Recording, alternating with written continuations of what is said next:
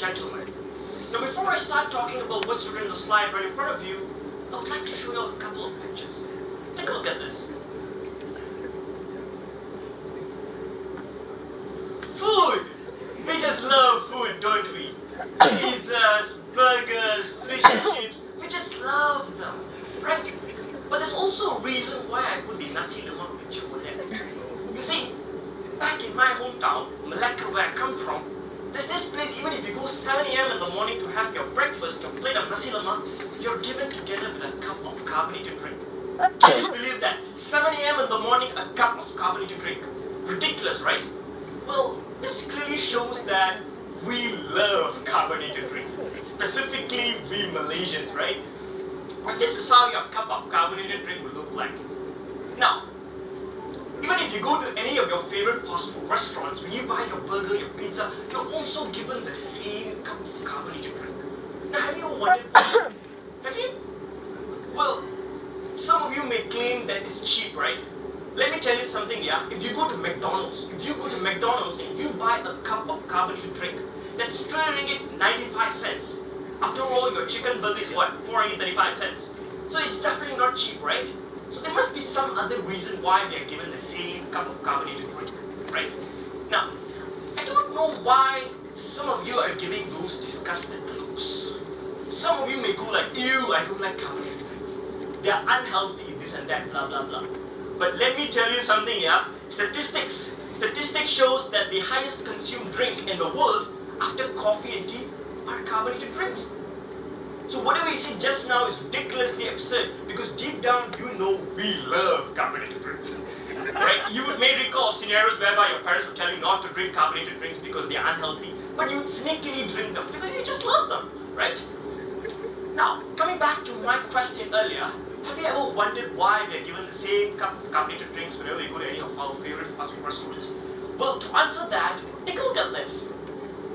Do you know that carbonated drinks actually has the ability to stimulate the taste receptors in your tongue, or specifically known as somato cells that are located on your tongue? So imagine this, these are somato cells, right? They are very lazy creatures, just like you and me. They like to sleep. You know, they sleep and sleep and sleep. But when you drink that cup of carbonated drink, what happens is that these somato cells become wide awake. So now they're wide awake. So what they do is, they detect the flavors and the taste in your food.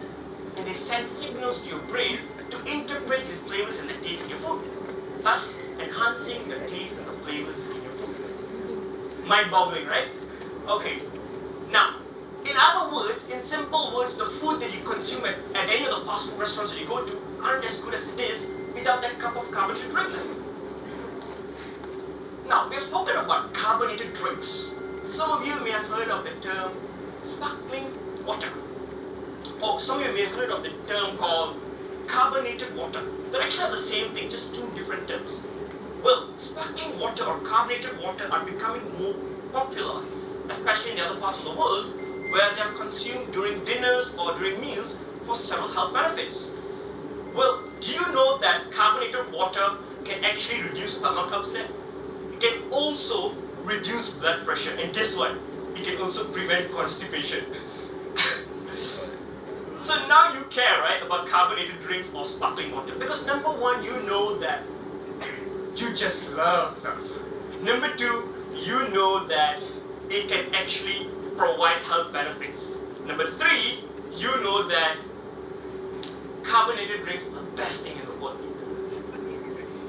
Now, carbonated drinks or sparkling water are packaged into empty vessels.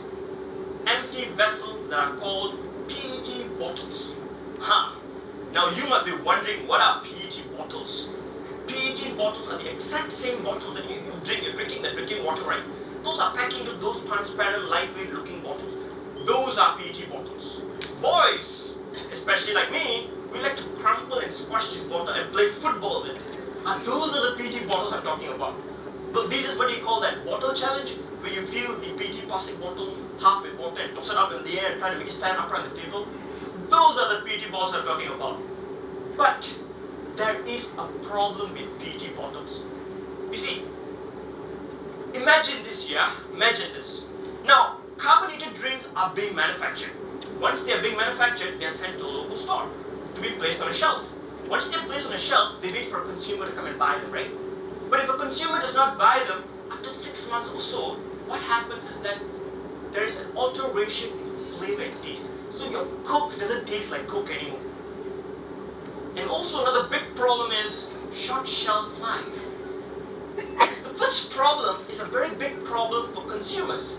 The second problem is a very big problem for manufacturers. But that is not all. The biggest concern of all is this: satisfaction. Now, imagine this: you buy your bottle of Coke. You take that bottle of Coke, you turn open the closure of the PET bottle. You hear that sound. And that's what you hear, right? That's where the satisfaction starts. The next thing you do is, you pour the drink into your mouth. The liquid fills your tongue. You feel there's a sudden explosion of bubbles that happens in your tongue.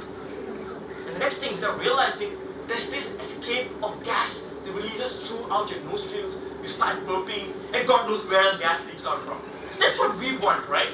Satisfaction. But sometimes if you buy the same bottle of Coke, you don't get that same satisfaction. You wait for the gas is not really there. So that's not what we want. Well, let's take a look at a real scenario to understand the root cause of these problems. Well, you see, as you can see here, this is the PET bottle. And inside the PET bottle, you have a very high concentration of carbon dioxide gas. And outside the atmosphere, you have a high concentration of oxygen gas, and as well a bit of carbon dioxide. Well, the big question you must be wondering right now is that why is there a high concentration of carbon dioxide in your bottle, right?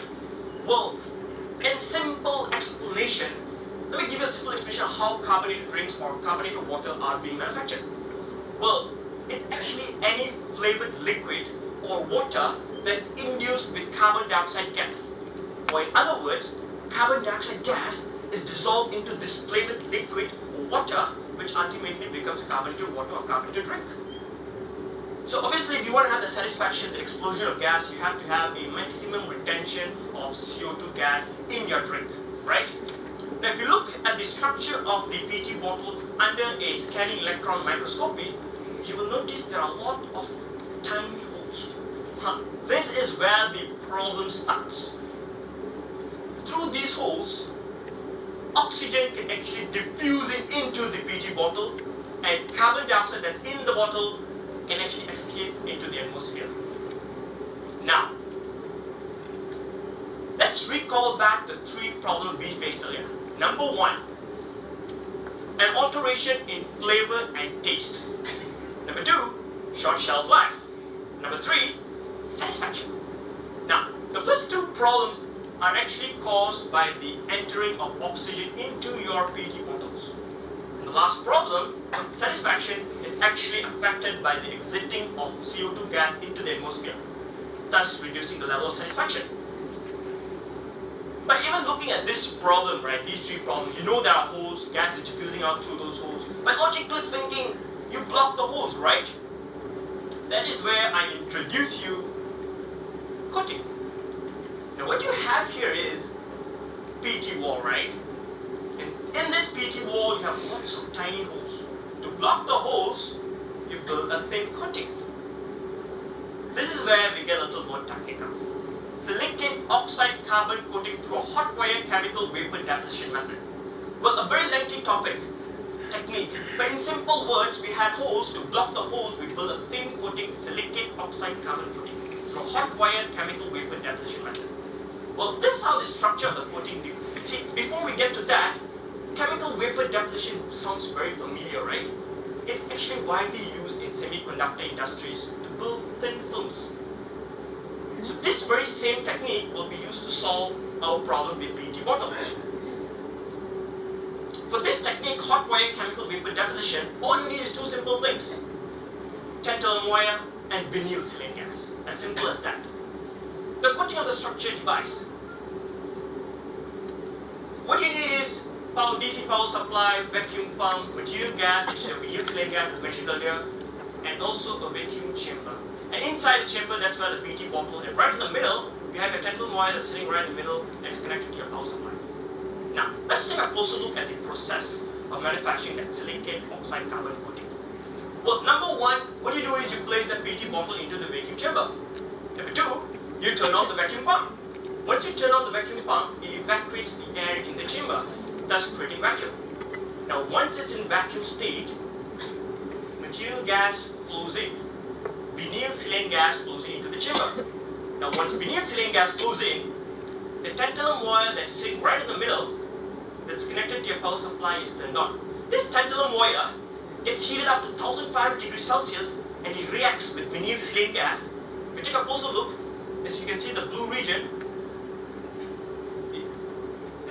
the middle is the deposition of vinyl silane gas and tantalum wire, thus creating a thin coating, silicate oxide carbon coating in the interior of the PET bottle. And it's as simple as that. Now, an overview of the entire process for some of you who might be confused. You place the PET bottle inside the chamber, you turn on the vacuum pump to create vacuum, material gas flows in, reaction between tantalum wire and vinyl silane gas, ultimately a thin coating is formed inside, which solves the problem. The breakdown structure of silicate oxide carbon. The farmost inside, you have your silicon oxide film. In the middle, that adheres to the wall of the PET bottle is your organic silicon film. And this thin coating could vary from 10 to 20 nanometers thick, depending on how long you need for the deposition of tantalum wire and vinyl silane gas to take place. The sample of a coated bottle and uncoated bottle. Well, on the left, the uncoated, on the right, the coated bottle.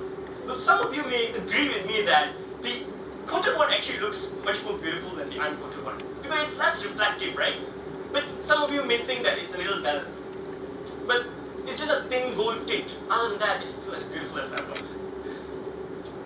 Now, we've spoken about the problem we face in the carbonated beverage industry and the solution for that by building the thin coating. Let's take a look at the advantages of using hot wire chemical vapor deposition method. Well, number one, it solves the biggest problem we faced.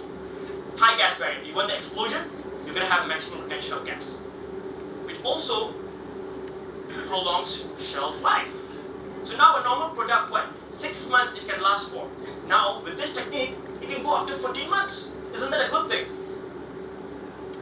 Visibility wise, it remains thin and clear. So the bottle is still as beautiful as ever. Hashtag safe. Now, as consumers, we are always concerned whether it is safe for consumption. Guess what? It is safe for consumption because the content of the bottle does not react with the thin coating. So thus it's safe for consumption. And sometimes your parents will tell you not to drink the water in your PET bottle that's left outside under the sun, right? Because there might be a migration of chemicals that exits through from the wall of PET bottle and enters into your drink, which is not safe for consumption, right? But with this coating, that prevents the migration of chemical from the wall of your PET bottle into your drink. Even better, it gets better and better. Now, keep it simple. Very straightforward process. With 4 simple steps, you get to build a thin coating. And simple equipment. So very low investment is required for the setup of the equipment, so which is a good thing. And guess what? As simple as everything can be, a thin layer makes a big difference.